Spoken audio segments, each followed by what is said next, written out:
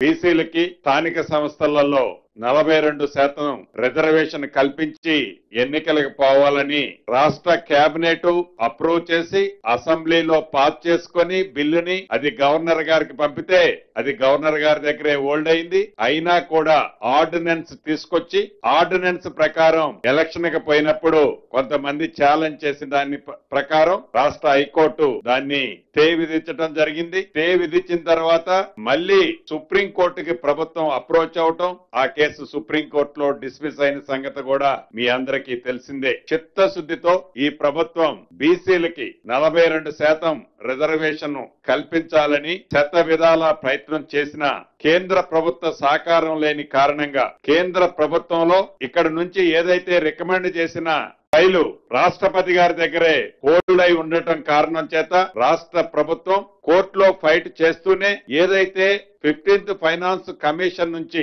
రాష్ట్రానికి రావాల్సిన local bodies కి రావాల్సిన సుమారు 3,000 కోట్లు ఈ మార్చితో అవి ల్యాప్స్ అయిపోయే పొజిషన్ ఉంది. దాన్ని దృష్టిలో పెట్టుకొని పార్టీ పరంగా బీసీ సోదరులకి 42% రిజర్వేషన్ లో సీట్లు అలాట్ చేస్తూ మొదట గ్రామ పంచాయతీ ఎన్నికలు నిర్వహించాలని ఈ రోజు కేబినెట్ నిర్ణయించడం జరిగింది.